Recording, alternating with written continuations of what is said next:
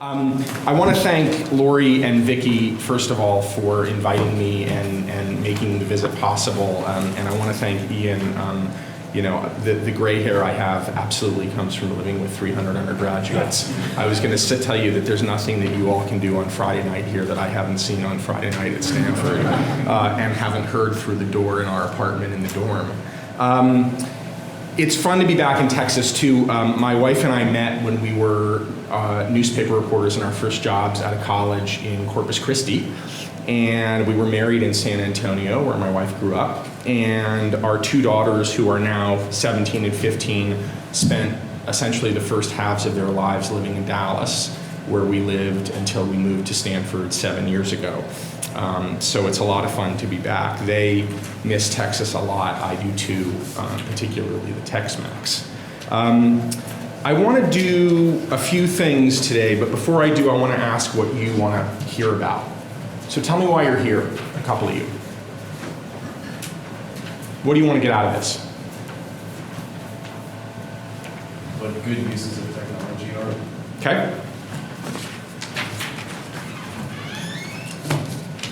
Other questions? I'd like to hear an answer to the title. How do you make renewable energy big enough to matter? I think I can venture that you're going to hear that. All right. Excellent. Anything else in particular? All right, so I'll tell you what. I'm going to go. If you feel the burning need to interrupt me as I go, do.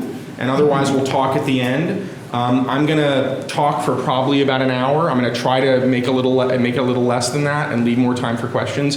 If you don't have questions for me at the end, I'm going to feel like a total failure. I'm going to feel like I totally bored you. So I hope that some of what I say confuses you. I hope that some of what I say angers you. I hope that some of what I say raises new questions. And let's talk about that at the end, okay? So let me tell you, what I'm going to do today is explore a dilemma that I think is essentially the most important dilemma of our time. On the one hand, renewable energy, particularly wind and solar power, is revolutionizing the economy. It's plummeting in cost, it's surging in popularity, it's causing massive financial gyrations, it's making fortunes for some investors, it's losing fortunes for other investors, it's upending massive industries from electricity to insurance to cars, industries that have shaped the global economy for decades, and it's remaking the geopolitical order, particularly the relationship between the United States and China, which Ian mentioned earlier, the world's two biggest economies, and as I hope many of you know, the world's two biggest carbon emitters. All of that's extraordinary. Very few people expected any of that 10 years ago. So that's the good side. On the other hand, renewable energy isn't doing much at all about climate change. Even as renewable energy surges, global carbon emissions continue to rise. We will dig into that in a moment. The latest sign came earlier this month. What happened earlier this month that might be relevant here? What report came out a couple of weeks ago that might be relevant here? Anyone hear of something called the Intergovernmental Panel on Climate Change, the Ipcc? So earlier this month, the Ipcc, which is essentially a repository of some of many climate scientists, came out with its latest report, and I will explain this in more detail in a few moments, but essentially what the report did is that it underscored 25 years after the world began saying that it was going to do something about climate change, how little the world is actually doing. So, on the one hand, renewable energy is surging. On the other hand, it's not making much of a difference environmentally. So what I want to do over the next hour or so is unpack this dilemma, and I want to unpack it by addressing four things. First, and briefly, I want to explore where the world is on climate change. I want to do a little bit of Climate Change 101. Where is the world on climate change? Here's a hint: making very little progress. Number two, and also briefly, I want to talk through where the world is on energy, so a little bit of Energy 101. Renewable energy in particular, but energy more broadly. And where's the world on that? Making progress, but not making enough progress. 3 and 4. 3, and less briefly, I want to walk you through the story of the rise of renewable energy, a rise that's been really stratospheric over particularly the past decade. And I'm going to do that in large part by reading you parts of a few of the magazine pieces and essays that I've written over the past few years. Now, I'm going to do that reading not for the ego gratification of listening to my mellifluous words. I'm going to do it because it's the best way I know to take you inside the renewable energy race by retracing some of the journey that I've had in trying to understand and explain that. And the fourth thing I'm going to do is try to answer the question, which is to offer some suggestions about changes in technology, changes in policy, and changes in finance that seem to me to be the best chance of making renewable energy big enough to meaningfully decarbonize the planet. So I want to just say one other thing by way of framing, and that is that my view, as a kind of sneak peek of the solutions that I'll offer to you, my view of the future is a function of the way that I read the past. I think that history shows us that most energy transitions have happened because of pushes, because societies were faced with events that they broadly saw as crises, and that as a result of that perception of a crisis, they've changed the way they power themselves. And we'll talk much more about that. Climate change, like it or not, is not widely viewed as a crisis. I think that is not likely to change, like it or not, until it's too late. So I think the response to climate change, including the effort to scale up renewable energy, cannot rely on a push. I think it has to attempt a pull. What do I mean by that? I mean that it has to create low carbon alternatives that are attractive enough for reasons other than climate, that are attractive enough notably for reasons of cost to catch on even among people who don't care about climate change. That may seem like a small shift conceptually, but I think it has dramatic implications for an effective way forward. And I'll talk some more about that. So, two things before I jump in, two more things. One is a disclaimer. If you came here for looking this afternoon for easy answers about how to ramp up renewable energy, I am afraid that you came to the wrong place. There are no easy answers here. If there were, we'd have found them before. There is no silver bullet, and what's more, every partial solution is imperfect. It's already bringing new downsides of its own. Every supposed solution has its own downsides. We are not going to make any meaningful progress on climate change until we grow up and accept this. Seriously addressing the most wicked environmental problem the world has ever faced is going to require that we act like adults. Okay, last point by way of introduction. I want to just say something about my vantage point, about who's standing up here and talking to you. I'm not a scientist. I'm not a renewable energy investor. I'm not an environmental activist. I'm an interpreter. I'm a questioner and I'm a storyteller. I am also, to my core, a skeptic. I distrust conventional wisdom. I detest cheap ideology.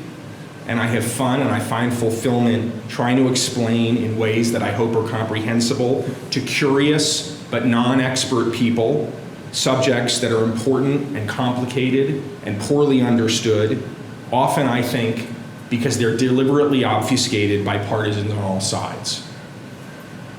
I didn't set out to spend my adult life writing about energy and the environment. I just set out to spend my adult life writing.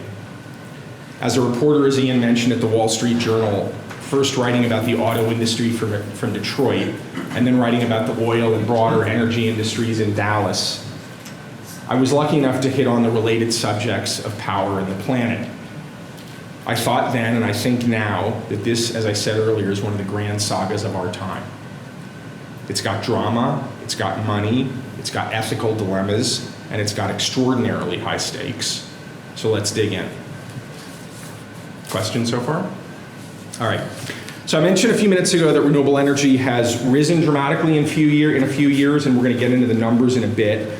But first, to underscore the stakes, I want to read you a bit of a story that I wrote for Fortune that was published earlier this year. It looked at the rise of renewable energy through the shifting strategy of one of the world's largest oil companies. You may have heard of it. It's called Royal Dutch Shell. The story opens with a discussion of a decision by Shell in March 2017, about a year and a half ago, to sell its stake in something called the oil sands of Canada. Has anyone heard of the oil sands? So the oil sands are a particularly rich trove of very, very carbon-intensive oil. Stuff that is pulled out of the ground not by drilling, as is typical with oil, but rather really by mining, because it's goopy rather than liquidy. I'm going to read you about 6 paragraphs of this. It's a lot, but I want to just sort of frame this for you. And I apologize at the start if you happen to be offended by one of the words in one of the quotes. I'm going to claim innocence. I'm going to claim neutral reportage here. It wasn't my word. It was a word that came out of someone's mouth. Okay. So the story opens and it talks about Shell's decision to sell its stake in the oil sands. And here's the explanation. And actually, let me go here. This is Ben van Beurden, the CEO of Shell. So I spent a couple of hours in his office in The Hague, the Netherlands, interviewing him, and this is standing by a very lovely painting in his office. Internal studies by a group of analysts within Shell, known as the Scenarios team, had concluded that global demand for oil might peak in as little as a decade, essentially tomorrow, in an industry that plans in quarter-century increments. This is explaining the decision about pulling out of the oil sands investment. Hastening the peak in demand, was an onslaught of increasingly competitive fossil fuel alternatives, from solar and wind power to electric cars, whose prices were dropping far faster than Shell executives had expected. When the oil demand peak came, Shell believed, petroleum prices might begin a slow slide, dipping too low to cover the costs of oil sands production. You with me so far? This wouldn't be just another oil price cycle, a familiar roller coaster in which every down is followed by an up. It would be the start of a decades-long decline of the oil age itself, an uncharted world in which, in a phrase gaining currency at Shell, oil prices might be lower forever.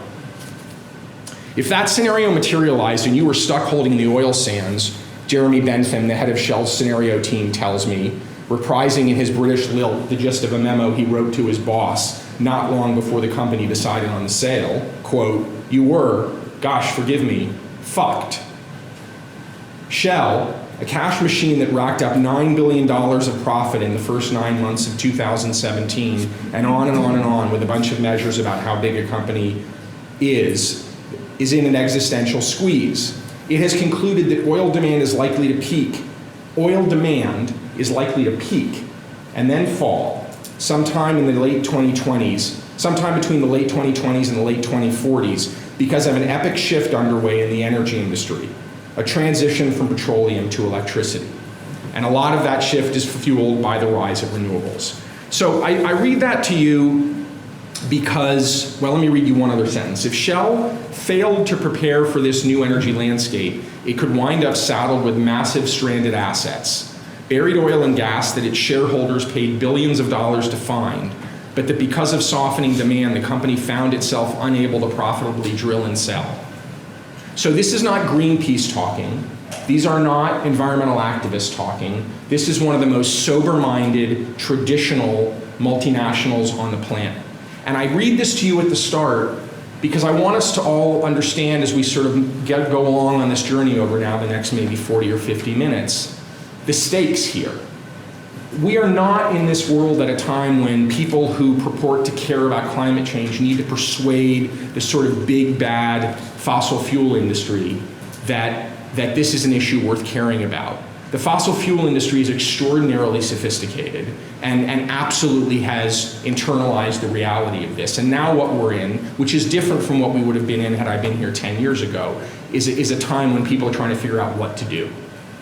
Okay, so let's jump in and let's do a little bit of climate change 101. Who's kind of studied the science of climate change? Okay, so I'm not going to do the really basic stuff, but we can come out. I mean, I'm not going to sort of do what the greenhouse effect is, but I'm happy to come back to that if at the end that's helpful. So there's no stupid question. Please, please, please ask whatever you need to ask to walk out of here feeling like you understand this, okay? All right, so this is just a couple really quick slides. I can't stand PowerPoint presentations, but I can't. This is the fastest way to do this. Okay, so this is from something called the International Energy Agency, which is based in Paris. It's sort of like conventional wisdom on the global energy industry. I urge you to Google IEA, International Energy Agency, and just look at some of their stuff for a grounding. This is basically what's happened to CO2 emissions that come from the consumption of energy, which is the majority of CO2 emissions, not all, but the majority. And what do you see? They're going up. Now, they flattened, and the world congratulated itself here, but this is a little bit old, and if we had the 2017 bar, we'd see that 2017 went up a bit too. Okay? Now, these next 2 or 3 slides are from the IPCC report that came out a couple of weeks ago. If you were in the presentation that I was in before, in Cal's presentation, you saw a really interesting slide that he had on temperature records. This is essentially a reprise of that, but what you see here are the recorded rise in average global temperature. Now stay with me on this. What does that mean? When people talk, you've probably heard people talk about 2 degrees or 1.5 degrees. Let's just establish what that means. That means the rise in the average global temperature beyond where temperatures were at the start of the industrial age. That is essentially when we began burning fossil fuels for energy, okay? So what you see here is the energy rise, and when you see 2 degrees, that's a threshold that people say is particularly problematic in terms of triggering problems from climate change. And 1.5 degrees, the purpose of this report from the IPCC a couple of weeks ago was to say, actually, keeping ourselves from crossing the 2 degrees threshold is not sufficient. We need to keep ourselves from crossing the 1.5 degree threshold. And here are the following things that we need to do. Here are the following things that would happen if we cross that threshold, A. And here are the following things that we could do, B, to try to avoid crossing that threshold. In any event, what you see is an inexorable rise in average global temperatures. We've crossed essentially 1 degree above industrial age warming. And various scenarios about where we go. No one knows where we're going to go. And you see massively wide bands. So this is all kind of interesting, but very academic. So what does it all mean to us? Okay. If you take away nothing from all of these graphs this hour, just look at this slide. This is what has happened to net global emissions. Net means emissions minus things that are called sinks that absorb carbon dioxide. But effectively, bottom line, what are we coughing out into the air in terms of carbon? And so what you see, this is since about 1970, but it's risen much before then, is it's going up, right? There's a little dip, and you see dips, and the dips typically correspond to economic recessions. Why is that relevant, right? When the economy burns fossil fuel, when the economy slows down, emissions slow down. But in any event, it's risen. And so this, ladies and gentlemen, is what scientists tell us we have to do to go to 1.5 degrees, to prevent ourselves from crossing the 1.5 degree threshold.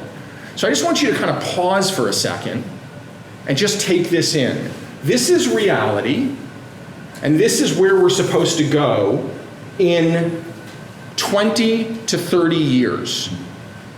I'm still going to be alive then, I sure hope. Many of those of you who are undergraduates are just going to be sort of getting into your middle age. There is absolutely no precedent, as we will see in a moment, for any kind of shift like this. So we started out by talking about Shell, understanding the implications to its bottom line, one of the largest multinationals in the world, trying to figure out what it does. What I want you to understand is that if the world, no one knows how the world might do this. And if you read that IPCC report, and I encourage you to spend 30 minutes reading what's called the Summary for Policymakers, download it, it's free. And I encourage you to spend 30 minutes reading it and then take a walk and just sort of let it sink in. Let's sink in the fact that no one knows how we're going to get here. But people from across the political spectrum, from across the world say that we need to get here. And all I would say to you, and again, I'm not a scientist, but all I would say to you is that if we get anywhere near here, everything about your life is going to change. What you wear, what you eat, how much you travel, what lights and warms the buildings you're in, how you get around, and on and on and on and on. So again, this is not an academic question we're talking about. Okay, so I'm taking too long with each of these slides, but I want to, okay, so that is climate change 101. Now let's look at where the world is on energy. So let me just sort of unpack this for a second. This is also from the International Energy Agency. This is effectively today. All of these statistics are a couple of years old. And this is total energy, not just electricity, but energy. So that includes, in addition to electricity, includes fuel for transportation and all sorts of things, industry. And this is 3 potential views of effectively tomorrow, 2040. Now remember that other slide? We looked at, we're supposed to go by 2040 conceivably down to here. And I would submit to you that for companies like Shell that are deciding where to drill oil wells and where to invest in energy infrastructure, 2040 is essentially tomorrow. They're making investments now that are relevant in 2040. So 3 different views of the world. So let's just unpack this a little bit. So renewable energy of all sorts today provides about 15% of global energy and 24% of global electricity. All we have here is energy. I'm not going to bore you with the electricity version, but it's somewhat similar. That's up from 13% of global energy and 19% of global electricity in 2000. What's the biggest source of renewable energy? What do you think about when you think about renewable energy? Wind. Good. Wind. What else? Solar. Okay. What else? Hydro. Hydro. Okay. What's the biggest source of renewable energy in the world? Biofuels? Bio something or other. Biomass. So it's a broader category than biofuels. Biomass. Stuff you burn.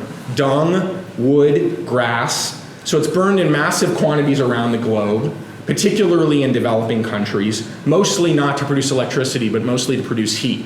So that's renewable, but it's not the clean green stuff you think about, because there are serious environmental downsides of this, right? It gives off noxious stuff when it's burned. And what's the biggest source of renewable electricity? Someone just mentioned it. It's not wind or solar.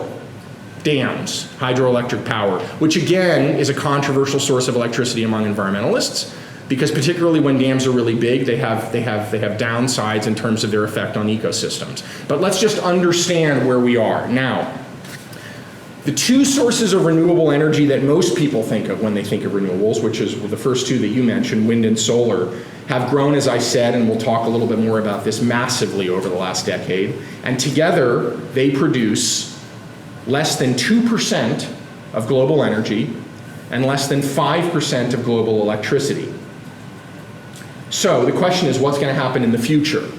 And let's look ahead and tell me, what do you see, what do you notice about these 3 compared to this?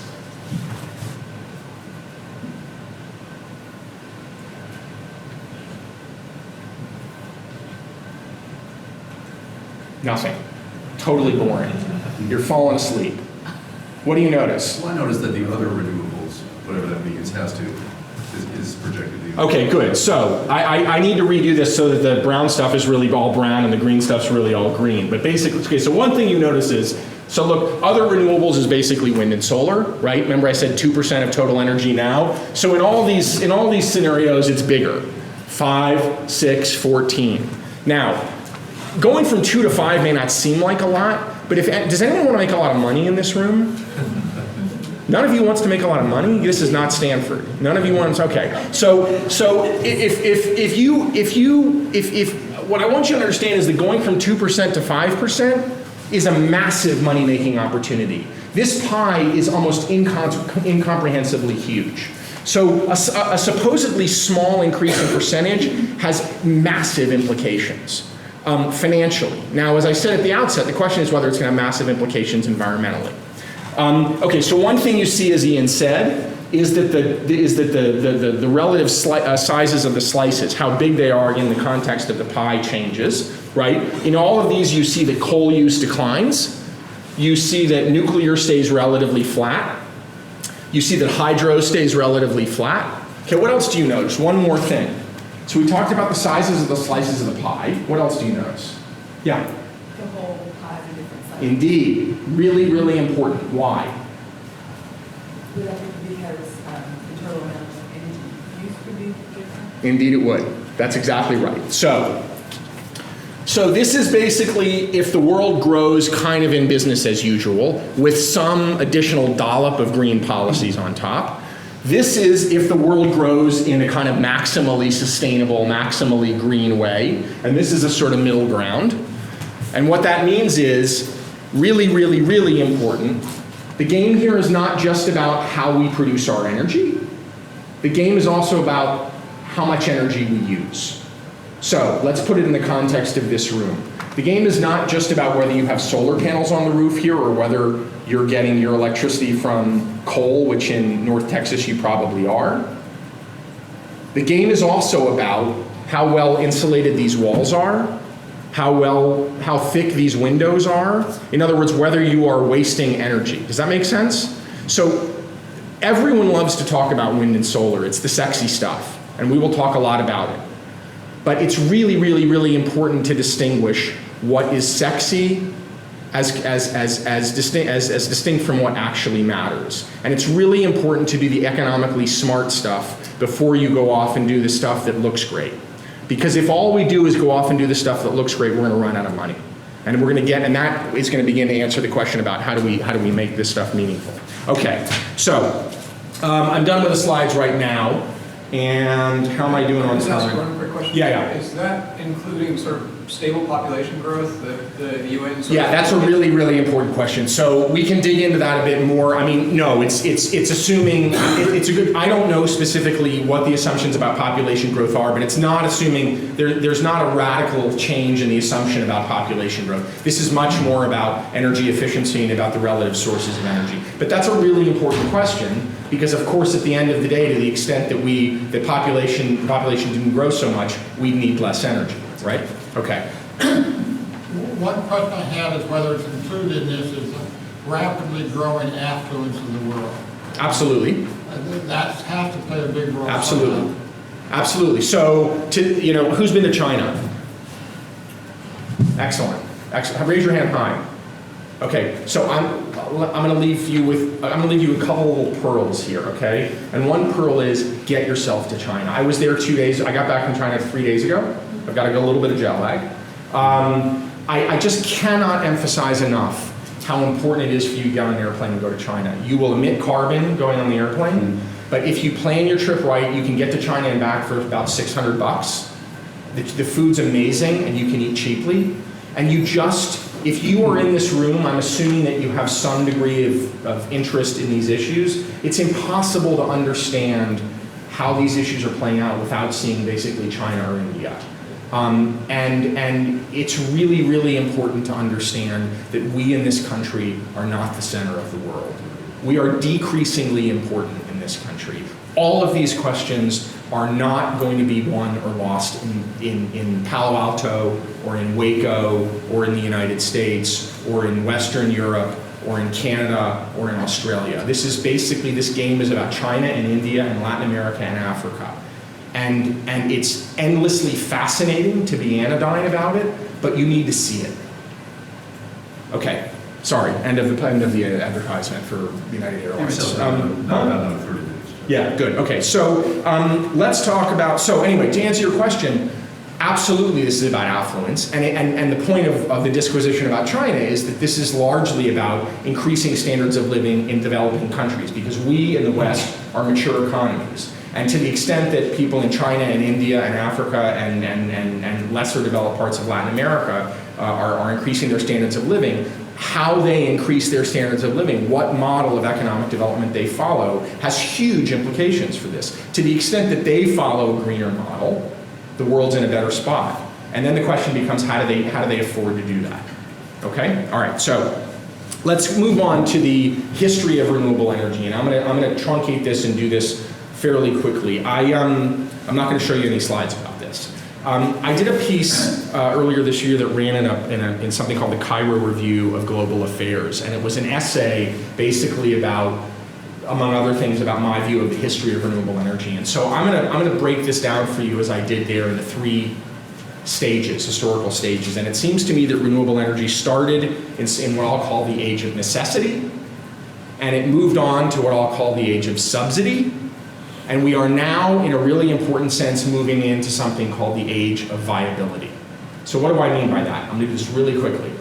The age of necessity was essentially when these technologies were created in labs, and they were so expensive that they weren't used except in places where there was no alternative.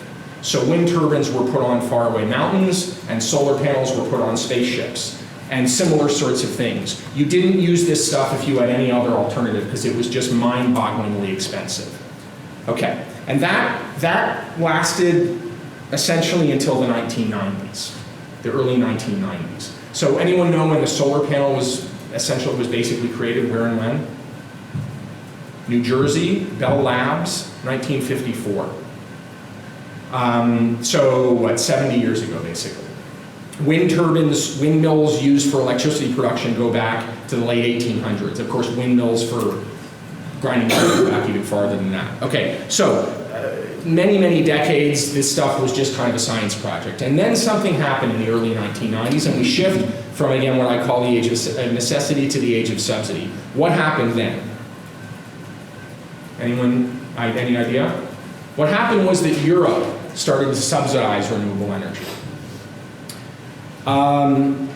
Denmark began to subsidize wind very heavily, and Germany began to subsidize particularly solar very heavily. Now, Denmark is not the windiest place on the planet, and Germany, sure as heck, is not the sunniest place on the planet.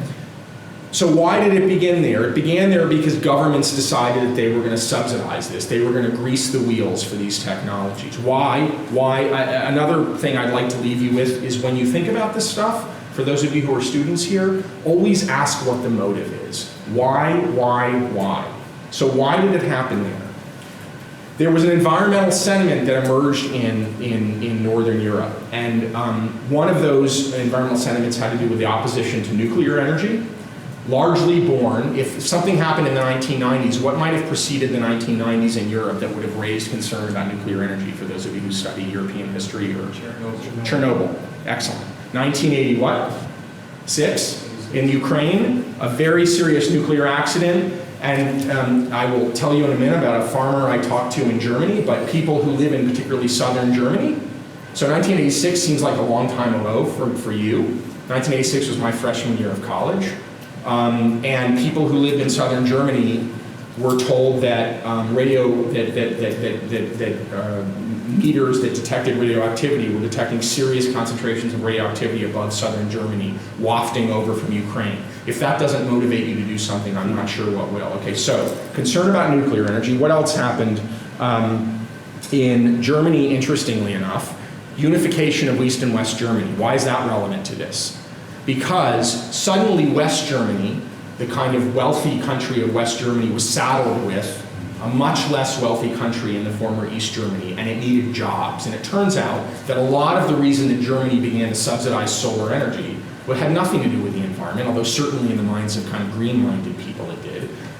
Much more broadly politically, it had to do with the desire to create jobs, to build a bunch of factories. In a particularly, if you go to Germany, you will see an area called Solar Valley.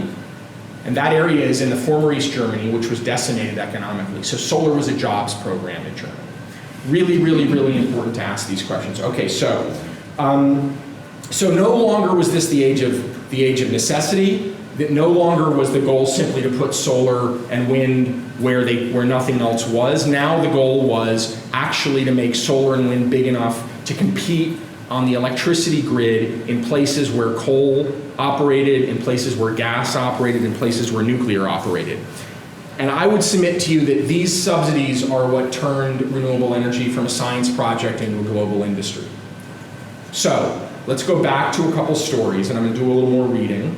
And Ian mentioned this piece in Germany, so let me read you a little bit of that. So this is a piece that I did for Fortune for which I reported in Germany in early 2017, so about a year and a half ago, and the piece ran in the spring of 2017. So we're going to go to the southwest corner of Germany, so we're going to fly this way, and we're going to end up in a little village called Opfingen. Who's been to southwest Germany? Right? So Opfingen is near the border with France and the border with Switzerland. And late one night in January 2016, I was reporting around Opfingen, and I met a farmer there named Dieter Dürrmeyer. Oh, sorry, that was an important slide. We'll go back to that in a second. So that's Dieter and his son in their farmhouse. And let me just read you a few paragraphs. On a recent frigid winter night, wearing a red and green flannel shirt and mud-caked boots, Dürrmeyer takes a break from feeding the horses and chats under the eave of a barn, one of 4 work buildings on whose roofs he has installed subsidized solar panels. Remember we talked about Germany's subsidies for solar? The glass and metal sheets, these solar panels, whose production he monitors in real time on a computer in his office, fetch him a steady profit of about 40,000 euros. That's about $42,000 every year. That equates to about 40% of the earnings from his entire farming operation. As he describes his solar windfall, the balding, barrel-chested 62-year-old is both proud and embarrassed. Quote, "For us it's a very good business, but for the German people it's very bad," Dermeyer says of the government policy that has turned intermittent sunshine into an all but sure thing for his wallet. Intermittent sunshine, why do I mean that? Because the sun doesn't shine all the time, right? Germany's solar subsidy scheme pays him a set price for every kilowatt hour of electricity he produces, every bit of electricity he produces with his solar panels and sells into the electric grid. It guarantees him that price, which when he started was several times the prevailing electricity rate, for 20 years. When he learned of the subsidy more than a decade ago, he says, quote, "I was at first skeptical because it was a bit too good. And I personally objected because I thought that subsidies were generally bad for the economy as a whole. But if it was offered, I had to take it. It was against my beliefs, but as an entrepreneur, it was the right thing to do." So you got to admire Dieter's honesty, right? I mean, I think it's a dumb thing for the government to do, but if they're going to give me a bunch of money, I'm sure as heck going to take it. So that is essentially, I'll stop reading more of this story, but many Dieter Dermeyers exist in Germany.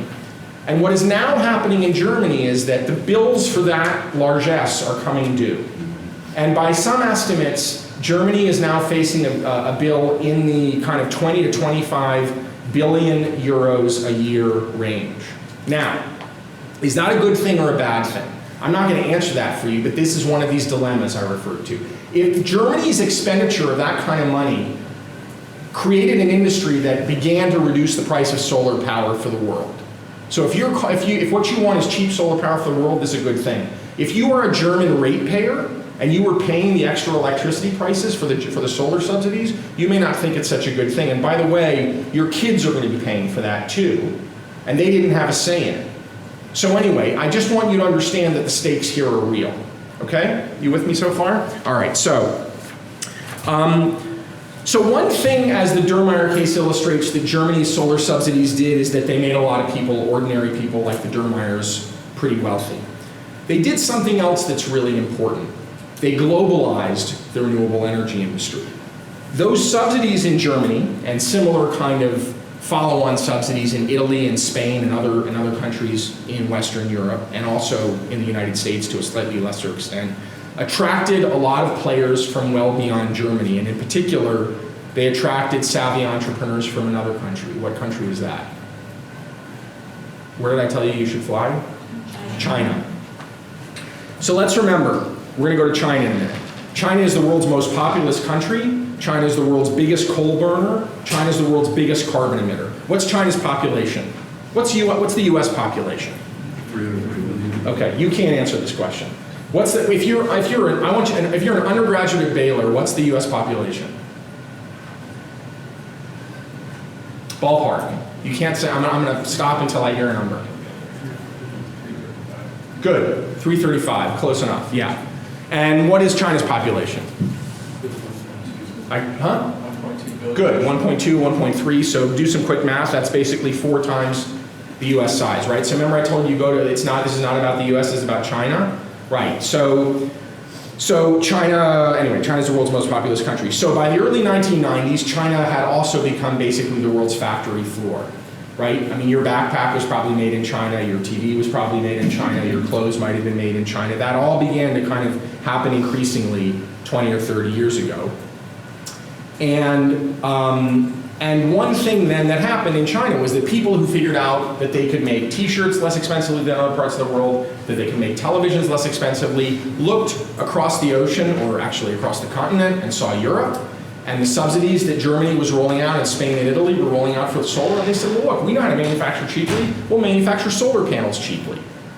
And so thus began a kind of juggernaut in China that ramped up the production of solar panels. And a similar thing happened in China with wind turbines, until within a few short years, China became the world's largest producer of solar panels and wind turbines. Now, China did this not for environmental reasons. China did this for economic reasons. You notice I didn't tell you anything about concern about climate change. I told you that there was money to be had. And China very strategically decided that it wanted some of that. And it decided at the highest levels that these were strategically important industries, and it wanted a place in those industries. And so it enacted subsidies of its own to ramp up these factories. And then later on, China enacted subsidies of its own actually to start deploying solar panels and wind turbines in China. So today, China still is the world's largest burner of coal. China still is the world's largest producer of carbon dioxide. And China is also the world's largest producer and user of solar panels and the world's largest producer and user of renewable energy. Now, that in a nutshell is the dilemma I talked about, right? China's producing all this great green stuff and China's still coughing out more carbon than anyone else. So, there are really interesting, to my mind, questions about whether the rise of China as a renewable energy superpower is a good or a bad thing. We can talk about those if that's interesting to you. But let me read you a couple paragraphs from a piece that I published just this past summer in a magazine called Mother Jones. So this is a piece that was looking at the notion that what's happening in China on clean energy is not merely China manufacturing this technology less expensively than other countries, but actually China is now innovating in these technologies. So if you think that all China does is sort of copy Western technology and manufacture it less expensively, what I would submit to you is you're wrong. And if you're forming your worldview on the notion that the United States and Europe have a lock on intellectual sophistication and technological innovation, I would submit to you that you're wrong. And it's all the more reason to go to China and see, because this is going to have huge implications for the global economy over the next 20 or 30 years. So, we're going to go to Xi'an, X-I''A''N. You see what the sign says? You have entered the secret area. Xi'an, the capital of China's Shanxi province, was the eastern terminus of the Silk Road and is near the resting place of the terracotta warriors, human-sized sculptures buried with China's first emperor around 200 BC. On the day I visited the city of about 6 million people, small city in China, I encountered a more modern phenomenon. Smog so thick that shapes 2 blocks away were hard to make out. Dirty air is such a scourge in Chinese cities that it's seen almost universally as an economic liability and a political threat. The biggest culprit is PM 2.5, particulate matter, that is 2.5 micrometers or less in diameter, small enough to easily lodge in the lungs. Concentrations of PM 2.5 in major Chinese cities can be 10 times or more the level that the World Health Organization classifies as dangerous. 10 times or more. So the levels in Waco are probably on the order of 10. And in China, I was there last week when I landed 2 weeks ago Sunday, on Monday they were about 250. And at certain times, I've been in China a couple of years ago, they were around 500.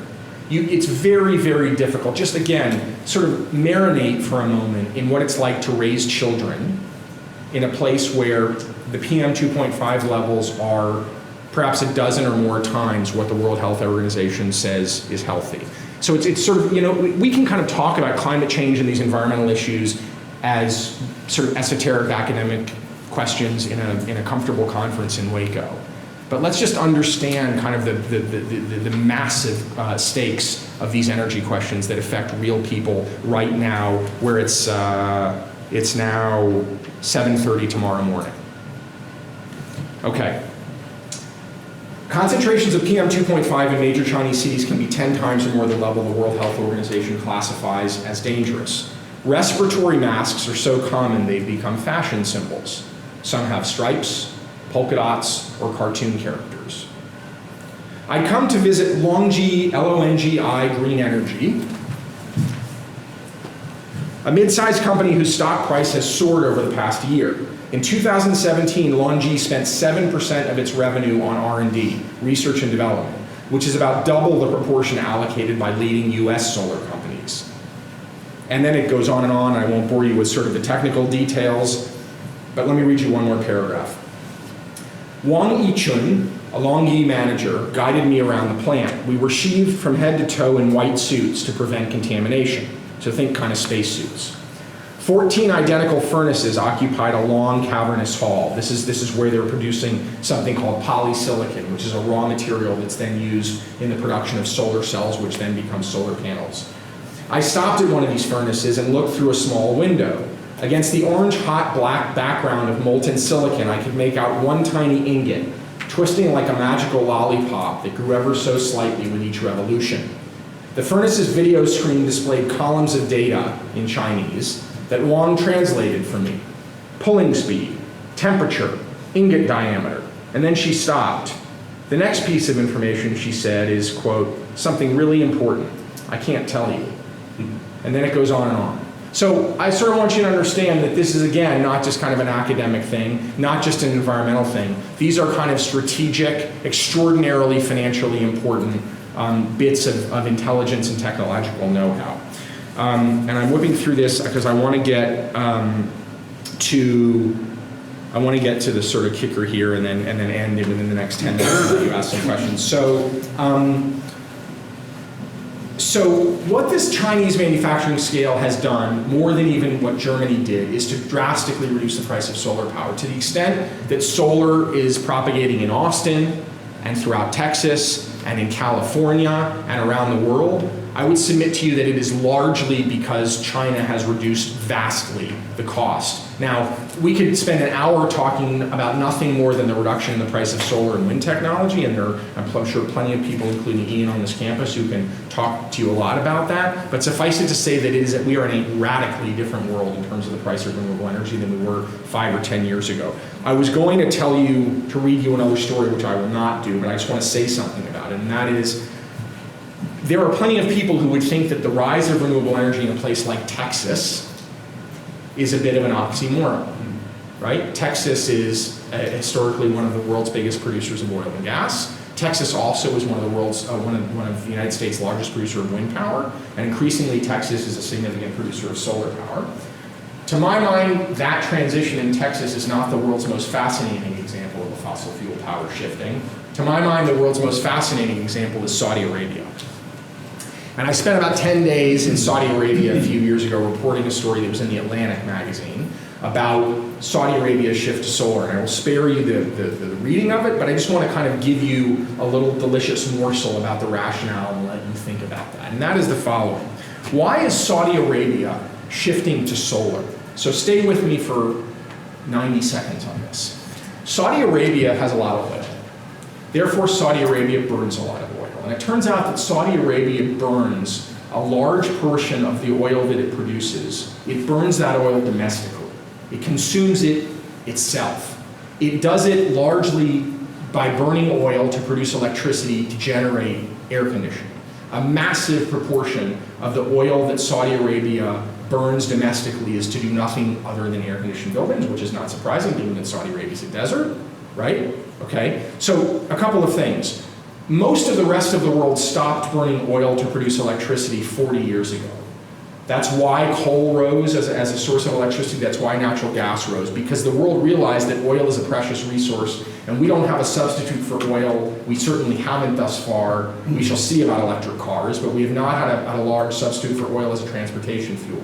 Saudi Arabia, because it has so much oil, decided we're going to continue to burn oil for electricity. So there are a couple implications of that. One is it's burning a lot of oil to produce a lot of electricity, right? The other is that Saudi Arabia, I remember we talked about the walls and the windows as opposed to solar panels on the roof. So Saudi Arabia has some of the least efficient stuff in the world. Least efficient appliances, least efficient buildings, which just sort of makes sense. Because if energy is really cheap, you don't care about it, right? Okay, so that's the background. So here's the kicker. So Saudi Arabia has actually started to do very sophisticated studies of the future of its economy. And again, we're not talking about Greenpeace, we're not talking about the Intergovernmental Panel on Climate Change, we're not talking about anyone who is purporting to care about climate change. We're talking about dollars and cents. And the conclusion of these studies is that if Saudi Arabia continues domestically to consume oil like it has been consuming oil over the past 30 or 40 or 50 years, Saudi Arabia is going to have to start importing oil. So I see smiles, so I haven't put you all to sleep. So that's extraordinary. right? And so if you are running Saudi Arabia, you don't have to care about the environment to go, that's a problem. And so Saudi Arabia has decided that it wants to go into solar so that because there's a lot of sun in Saudi Arabia, so that Saudi Arabia can produce electricity to power itself domestically or power more of itself domestically so that it doesn't have to use so much of its oil to power itself domestically. And here's the kicker. Saudi Arabia wants solar energy so Saudi Arabia can remain a global oil power. To the extent that Saudi Arabia boosts solar energy domestically, Saudi Arabia burns less of its oil at home, has more of that oil to sell to the world. So I would suggest to you that the environmental advocates of solar power were not envisioning that as a rationale for the rise of renewable energy. But it's also an extraordinary measure of how far this stuff has come in a place like Saudi Arabia is pushing on this. Okay, 5 more minutes. So let me end by answering the question, or at least starting to answer the question that I claimed at the outset of this that I was going to answer, which is how do we? I told you that this stuff has risen, but it's not rising meaningfully. So how do we get it to rise meaningfully? So I told you about this push-pull dichotomy at the start. Ready? Remember, my read of history is that energy transitions that have mattered have been engendered by pushes, things that have happened economically that no one had to debate the importance of. There was a collective, wow, this is really bad, we need to do something, and people did something. So let me give you a couple of quick examples. France, like Saudi Arabia now, France produced most of its electricity up until about the 1970s by burning oil, and then something happened. And many of you in this room who are latest undergraduates are way too young to remember. I was 5 years old in 1973. I just turned 50. But what happened was an Arab oil embargo. So suddenly the taps were turned off. And in a country like France, which is producing most of its electricity by burning oil, there was a real fear that the lights were going to go out. So who speaks French in here? Un peu? Du parles un peu? So there was a public service announcement on French TV that people, certainly who are a bit older than I am, will remember, and the public service announcement is, on n'a pas de pétrole, mais on a des idées. What does that mean? We don't have gas, we have ideas. Excellent. We don't have oil or gasoline, we have ideas, right? And indeed that was the case. France didn't have domestic supplies of fossil fuel, but it was going to innovate its way out of its problem. And so what happened now? Now France gets about 70% of its electricity from what? Nuclear. Now, we can debate, and I'm happy to have the discussion if you want about whether nuclear is good or bad, but the point is that France made a shift, okay? So, a couple of other examples. Los Angeles in the 1960s and 1970s had skies that looked not a lot different from what Beijing skies look like today. And LA decided, and California decided, and the United States decided that it was not befitting an industrialized country to have air that was causing little Johnny to cough and get asthma and get even worse respiratory problems. And so we promulgated rules that cleaned up the air. I would submit to you that what's happening in China today has the makings of a push. To the extent that China is now motivated by environmental stuff, it's not motivated by carbon, which is a kind of invisible gas. It's motivated by air that is so dirty and thick you can chew it, right? So that motivates people. But the important point is that places that don't have these air pollution problems, I do not think are motivated by climate change. And we're going to look really quickly at 2 slides that I'm going to make this point. So this is one of the guys who's behind Saudi Arabia's solar push in Riyadh. Okay, so really quickly, I may go 5 minutes over, but really quickly, this is from something called the Pew Research Center. This is not Jeff Ball's polling. This is Pew's a pretty reputable outfit in Washington. This was a couple of years old, but basically this is a poll of people in different countries about their attitudes toward climate change. What do you take away from this? One thing. Look at the orange versus the green. China doesn't care. Yeah, and the US doesn't care much either. And what did I tell you about China and the US? China and the US are the 2 biggest carbon emitters in the world. And who cares? Who cares? Latin America, and then who? Latin America and Africa, and I'm going to speed down. I would love to ask you the questions, but I want to let you ask me we'll talk about what you want to talk about. Latin America and Africa, ladies and gentlemen, have not contributed much to climate change. But Latin America and Africa are going to feel the brunt of it. So that is why Latin America and Africa care. And the US and China, the US certainly, and China, well, let's unpack this for a second. I would submit to you that much of the US has the luxury of not caring because we're a rich country. Now, if you live in Miami, you're starting to get concerned. And in China, you have bigger, more immediate environmental problems to worry about, like really, really dirty air that is threatening the lungs of your child. So I think that's the explanation, but I think that is really important to remember about the kind of global divide over climate change. One last thing, let's go to American politics. This is again from Pew, this is again 2 years old, but I think the point, so remember I talked about crises. What I'm submitting to you is that places that have shifted because they've been hit with something that they believe is a crisis. And I think this is American views on climate change. The blue is the Dems, the red is the Republicans, and what do you notice about this? Views toward climate change. The extent of people who think the Earth is getting warmer mostly because of human activity, which is what most scientists have told us is the case. So what you see is a big divide. And indeed, what you see is that the divide is getting wider, not narrower. Now, it seems to me that if we thought of climate change as a crisis, these lines would be the same, right? If you ask someone, is air that your kid is going to hurt his lungs by breathing a problem, the lines would not look like that. Is dirty water a problem? The lines would not look like that. So I just want you to understand that is the reality in dealing with climate change. I think that tells you a lot about what you need to know about why we are not doing more than we are doing. Okay, so really quickly, in no more than 5 minutes, Jeff Ball's solutions for climate change. And you know, these are what you what you all paid to get in this room. I'm going to try to do this. I'm going to read a little bit of this because I want to throw out a couple of thoughts at you quickly. What do we do to raise renewable energy to a point where it's going to matter? The first thing I think we do is that we focus ruthlessly on cutting renewable energy's cost. Remember I told you we're not going to be able to rely on a push here, we're going to have to create a pull. So the most important thing we do in this pull is to cut down the cost. We need to decide that cutting renewable energy's cost is more important than anything else about renewable energy, and that implies reality checks that are likely to offend both the left and the right. So I'm going to mention these pretty briefly, and then I'll be happy if you want to delve into them more when we have questions. So, on one hand, in an affront to the left, many of whom have seldom seen a renewable energy subsidy that they don't like, cutting renewable energy's cost means reforming subsidies that are not working either because the subsidies were designed poorly or because they've outlived their usefulness. So let me be clear, I'm not suggesting that all renewable subsidies are bad. What I'm suggesting is that to be smart, they need to be designed and implemented well. So subsidies need to be restructured so that they don't just promote people spending money on renewable energy equipment.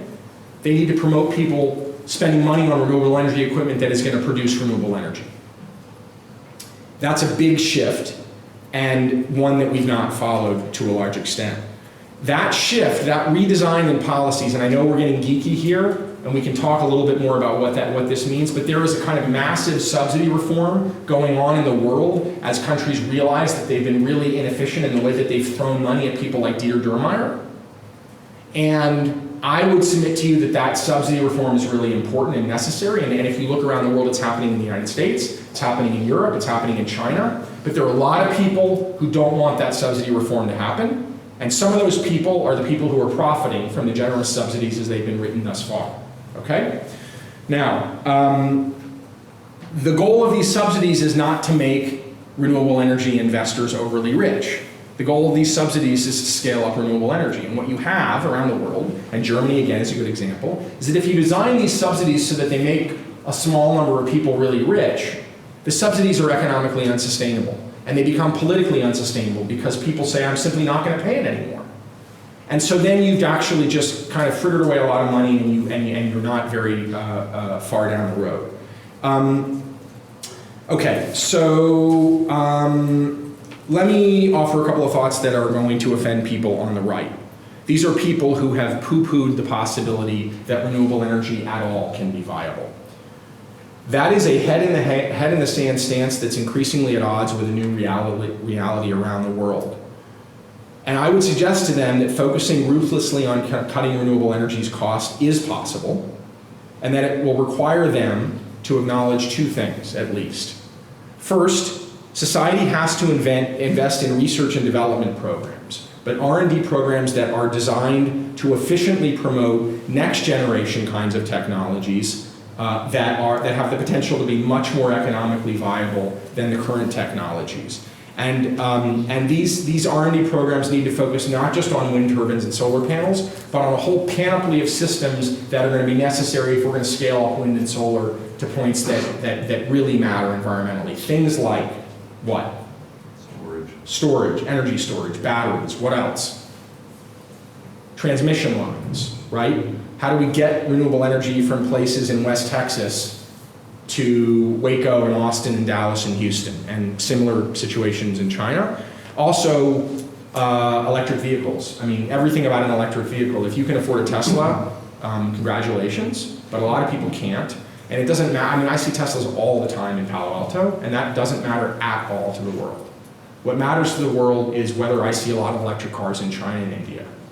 And at the prices of batteries and at the prices of electric car control systems, they're not happening. All of this really needs to happen, and that requires R&D, and we are not investing as a world sufficiently in that kind of R&D. Second, importantly, promoting renewable energy affordably is more important. Promoting large-scale renewable energy is more important than promoting renewable energy manufacturing jobs in certain places.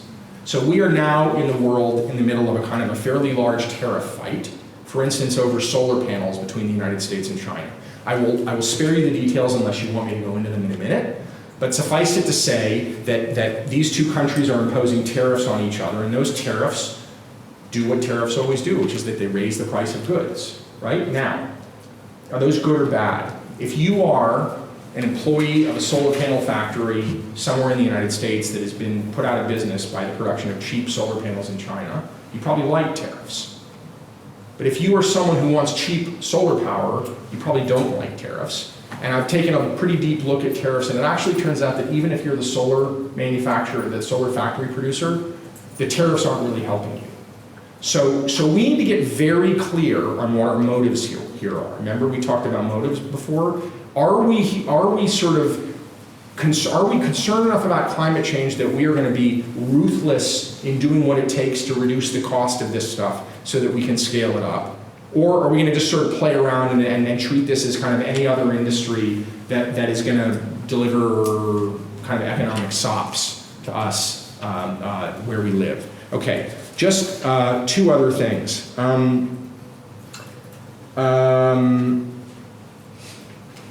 We've talked a lot about renewable energy here. We need to acknowledge that renewable energy is not the only thing that's important. It's really, really important to acknowledge this. I've spent a lot of time working on renewable energy, which is why I spent the last hour telling you about it.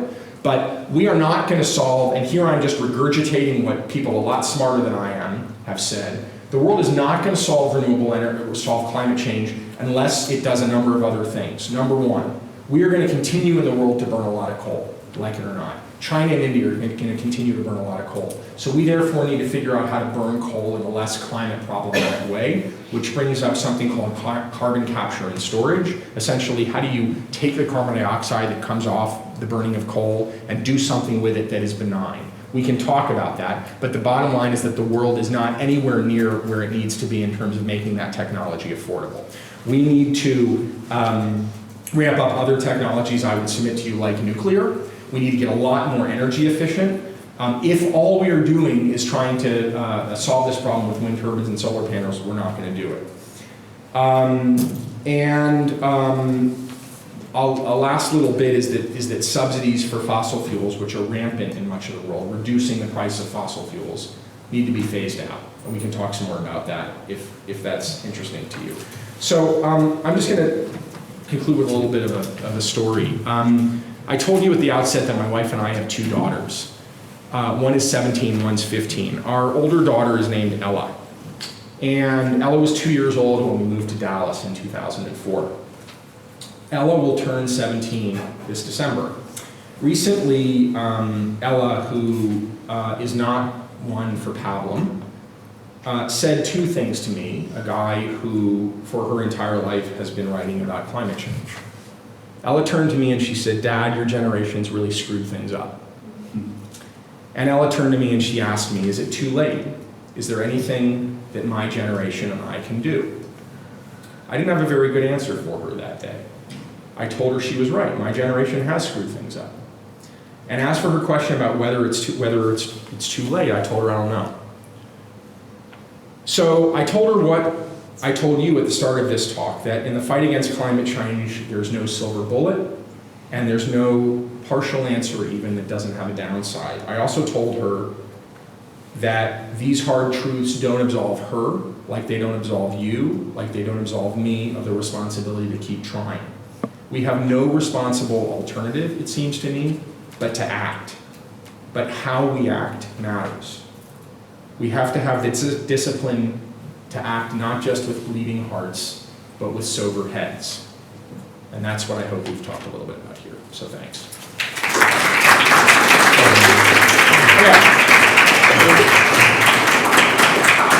Questions? No questions. Totally boring. No questions? Yeah. I used to live in Chiang Mai, Thailand, which was just a little bit south of China. Yeah. And pretty much from February until May, we would have what's called the pollution season. Yeah. And a lot of that was from actual emissions from China and from India, but also a lot of it was from rice farmers in the surrounding mountains burning their crops at the end of the season. And they've been doing that for thousands of years. And so although it is a rural situation, and as a full global scale, it doesn't mean too much, but do you know of any way any alternative, I guess, to burning rice crops? Because we actually miss school sometimes because the pollution was so bad, for more of a quality of life for the people. The pollution was generated by the burning of rice crops for what purpose? For energy? It wasn't for energy, it was at the end of the harvest season. Oh, to get rid of the rice Like, crops. Yeah, no, I don't know anything about that technology. But I mean, it's an important reminder that things that we don't even think about here have huge effects on people. Absolutely. Yeah. Other questions? Yeah. Okay, so you said that if the energy threshold gets above 1.5 now, they say, like the temperature, that's a problem. What exactly would be all of the effects of that? Because you kind of touched on it, but didn't go into it. Yeah, so that's a great question. I'll answer it with two things. I would really recommend actually that you read that report. You can read it in about 15 minutes, but the effects have to do, this is not the effects, but this is what we might do to avoid it, but we'll come back to this in a second. The effects have to do with changing patterns of where wildlife lives, which have effects on where we get our food. The effects have to do with changing patterns of crop yield, which is hugely important economically to people who farm. It's also hugely important to people who eat. It has to do with rising sea levels that could be really, really serious, even for people in the United States. It has to do with changing vectors of disease to the extent that some places become warmer. We get insect infestations that have effects on human health, not to mention agricultural productivity. I mean, on and on and on and on. But I want to make a point, which is that we don't really know. I mean, everything I've just said is based on models, and the models are getting much better, but the models are not perfect. And when I talked about my sense that we need to be adults in terms of how we're dealing with this problem, it seems to me that part of being an adult is understanding that you are not going to know for sure, right? I make decisions all the time about my life, about my kids' lives, with less than 100% knowledge. And if I waited for 100% knowledge, I mean, I'd sort of be paralyzed. I'm not exhorting you about anything. I'm just telling you that you have to think about where shy of 100% are you comfortable acting. Because all of this, if we wait, it's too late. Okay, I just want to point this out to you. This is what the Ipcc says would happen, would be necessary to avoid crossing 1.5 degrees. So, remember we did that slide that when emissions were going up and then they'd have to go like that? That's net emissions having to drop to 0. So here's what the shift would require technologically. Remember I said renewables in terms of a portion of total energy are about 20 to 25% now? They'd have to be 70 to 80%, they are about 15% of electricity, 20% of electricity, they'd have to be 70 to 85% of electricity by 2050, 30 years from now. It seems like a long time, not a long time in terms of energy systems. Massive carbon capture and storage, that's the stuff that grabs the stuff from coal that I was talking about. Carbon capture and storage is essentially not deployed now at all, except in pilot projects. We'd actually have to use, in a wide way, what's called carbon dioxide removal. This is, think of a big vacuum cleaner that sucks carbon dioxide out of the air, slightly more sophisticated than that. But there are a lot of people spending a lot of money, a lot of investors spending a lot of money on this technology. Again, not deployed at scale now. The IPCC is telling us, forget what Jeff Walls spent an hour telling you about wind and solar. If these other things don't happen, even if this happens, we're not going to get there. Okay? And coal use, which is massive now, particularly in China and India and other parts of the developing world, slashed nearly to zero. That's the kind of radical change. Massive amounts of money invested, and to me, this is sort of the money quote. There is no documented historical precedent for the scale of this kind of transition. Doesn't mean it can't happen. It means it hasn't happened so far. Okay, other questions? Yeah. I was at the Global Climate Action Summit a few weeks ago in San Francisco. Me too. I got the sense that there were a lot of mayors or subnational actors around the world that are fairly optimistic about what they're doing in their own regions, but their complaint was that there's not enough national leaders who are sort of involved with this.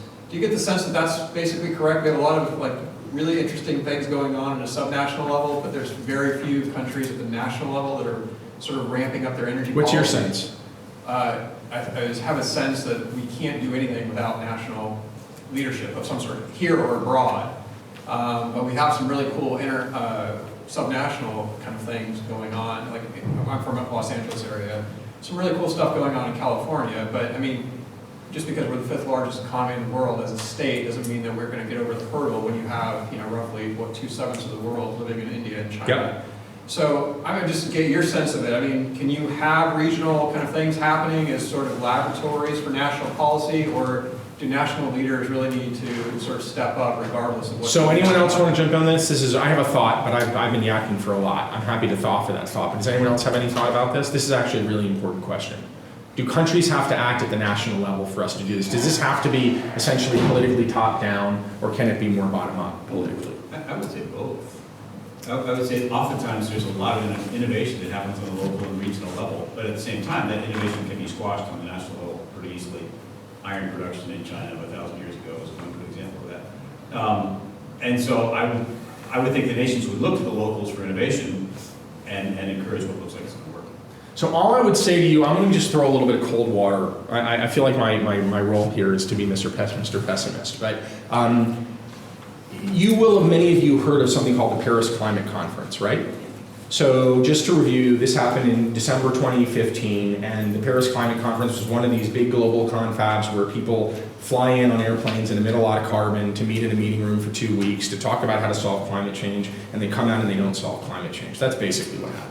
And I've been to a couple of these, and maybe some of you in this room have been to some of them. And in Paris, what happened more specifically is that for the first time, not just developed countries, not just rich countries, but developing countries, the Chinas, the Indias, the African nations of the world, ponied up promises of their own to start dealing with carbon emissions. And that was seen as a huge step, and indeed it was a huge step symbolically. For the first time, the countries that in the last 20 years have become the biggest contributors of emissions are saying that they're going to do something about it. But let's just unpack that a second. And this goes to the kind of premise of the question, which is if national action is better, and is anything short of national action going to matter? So the short answer is I don't know if anything short of national action is going to matter. But the point I want to make to you is that national action actually isn't mattering much either right now. And so, and so everyone, many people, particularly kind of in the green world, said Paris is great, we all care, we're gonna do something about climate change. So 2 points on Paris. Number 3 points on Paris. The promises that countries made in Paris were voluntary. So nothing happens to countries other than sort of getting criticized by peer pressure if they don't do what they said they're gonna do. Point number 1. Point number 2, many countries are failing at this point to fulfill their Paris promises. Point number 3, even if all countries that made promises at Paris did what they said they were going to do, the world would be nowhere near avoiding the 2-degree temperature threshold, let alone the 1.5-degree temperature threshold. So let's just be very clear about separating kind of political rhetoric about commitment on climate change from what the scientists tell us actually would be necessary to be meaningful. If you believe the concerns that are being expressed by scientists increasingly about the implications of climate change, then what happened in Paris is vastly insufficient.